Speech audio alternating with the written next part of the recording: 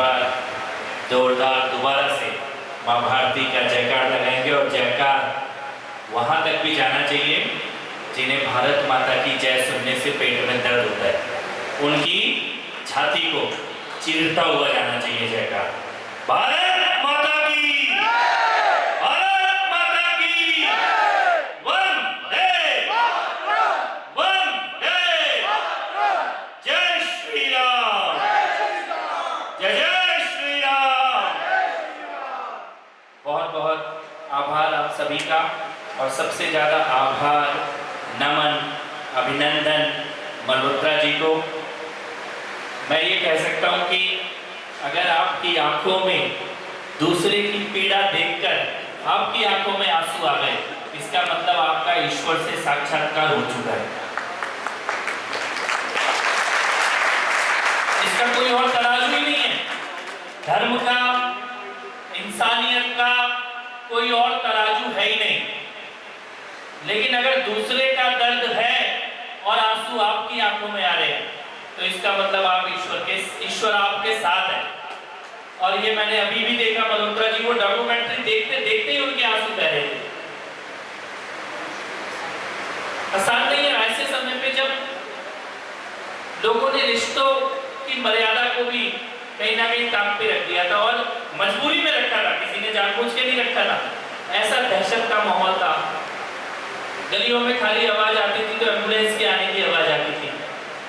माता बहनें मंदिर में बैठ के खाली अपने परिवार के, पति के, भाई के, बेटे के बचा लो ईश्वर जगदम्बा, इसके अलावा कोई प्रार्थना नहीं कर रही थी मुंह से। उस समय पे जो लोग सड़क पे उतरे, अपने प्राणों को, और कई लोगों ने सेवा करते हुए बलिदान भी दे दिया कोरोना काल में। उस समय पे अगर कोई कर रहा है, और ये वाली सेवा, अंतिम संस्कार की सेवा, ये बहुत परम सेवा है। सेवा की चरम सीमा, जहां पर इंसान अपने को दांव पे लगा के खड़ा है और आसपास रोज मृत्यु होते हुए देख रहा है, उसके बाद भी सेवा कर रहे हैं। आप और आपकी पूरी टीम दोनों हाथ जोड़ के नमन इस सेवा भाव को, इस कर्तव्य भाव को। और उसके बाद भी अभी तक भी मुझे ये बताया गया कि 11वीं एम्बुलेंस सरकारें, इसका मतलब सरकारें जो काम भी नहीं कर पा रही है, शायद जनप्रतिनिधि भी करने में उतने सक्षम ना हो, वो आप कर रहे हो और आपकी टीम कर रही है। ये अद्भुत कार्य है, शानदार कार्य।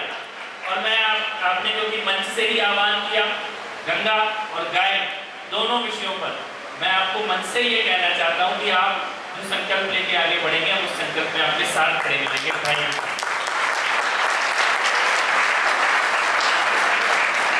और दोनों संकल्प ऐसे हैं जिनके बिना धर्म पूरा नहीं होता।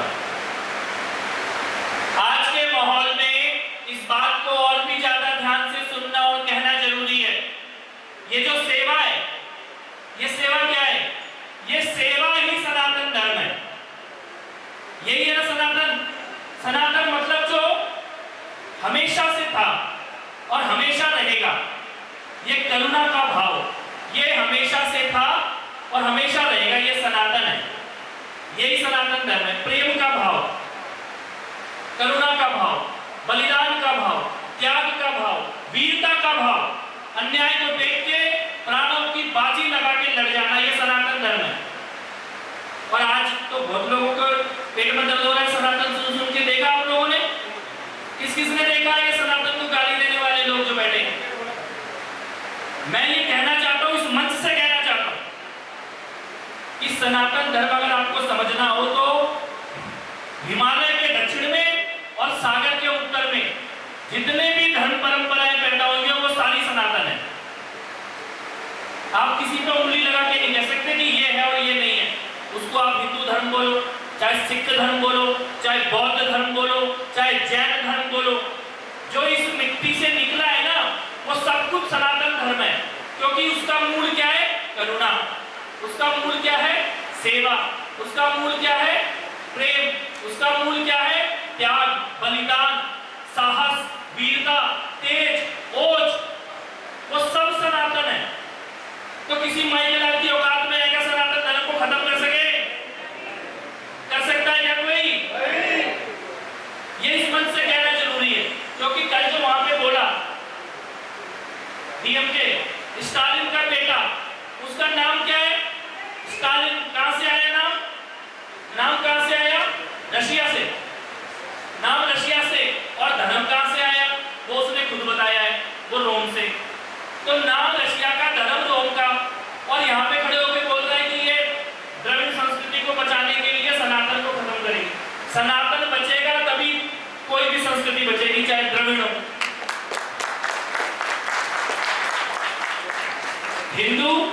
सिख, बौद्ध, जैन और इस पवित्र भूमि से पैदा हुई सभी मान्यता और परंपराएं सनातन हैं और उन्हें कोई खत्म नहीं कर सकता।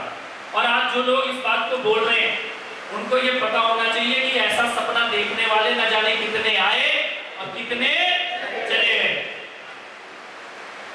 इस भूमि में बहती हुई नदियों ने, इस धरा के किनारे लहराते हुए सागर ने और इस हिमालय पर्वत ने ऐसे न जाने कितने अहंकारियों के साम्राज्य को मिट्टी में मिलते हुए देखा है जो सनातन को खत्म करना चाहते थे।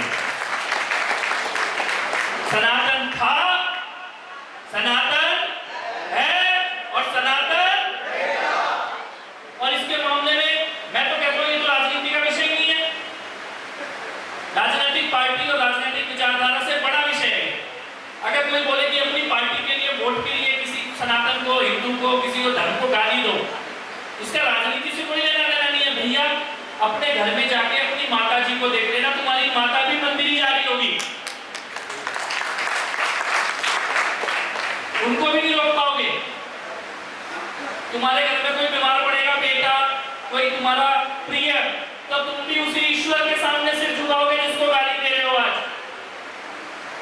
इसीलिए ये राजनीति से, और मैं सभी राजनीतिक पार्टी के लोगों से भी, ये जो किसी भी विचारधारा को विरोधी भी हो, ये कहना चाहता हूं कि भैया प्रेम को, करुणा को, सेवा को, त्याग को, बलिदान को, साहस को, वीरता को, किसी भी चीज को मानते हो, आत्मा को, ईश्वर को, कर्मफल को अगर मानते हो तो ये सनातन को गाली देने वाले के विरोध में खड़ा होना जरूरी है। जरूरी है कि नहीं है खड़ा होना? और ये साहस और प्रेरणा कहां से आएगी? ये मल्होत्रा जी जैसे लोगों से आएगी, जो कोरोना में स्वयं की, अपने परिवार की, अपने भविष्य की चिंता न करते हुए सेवा कर रहे हैं, वो सच्चा सनातनी है। इसीलिए ये खड़े होकर दो चार शब्द गुस्से के भी बोल देंगे तो उसको हम आशीर्वाद की तरह लेंगे, क्योंकि सनातन के लिए बोला। किसके लिए बोला? गंगा के लिए बोला। किसके लिए बोला? गाय के लिए बोला, अपने लिए नहीं बोला। गंगा के लिए, गाय के लिए बोला। तो बल्कि इन्होंने तो मंच की, अगर ये अकेले में मिलते शायद इससे ज्यादा गुस्से में बोलते, क्योंकि पीड़ा को अपने अंदर महसूस कर लिया। यानी कि दर्द किसी और को है, चोट किसी और को है और दर्द ये दिल में महसूस हो रहा है। ये सनातन है, असली सनातनी की पहचान है। और इसीलिए पन्ना धाय ने अपना बेटा रख दिया, राजकुमार को बचाने के लिए अपना बेटा रख दिया। ये सनातनी है। राम, लक्ष्मण, भीम, वो दुशासन की छाती को चीर के लहू का पान करूंगा ये संकल्प ले लिया। ये भी सनातन की वीरता है। इसीलिए सनातन को छेड़ो मत। हम तुम्हें छेड़ने नहीं आ रहे, लेकिन छेड़ोगे तो छोड़ेंगे भी नहीं।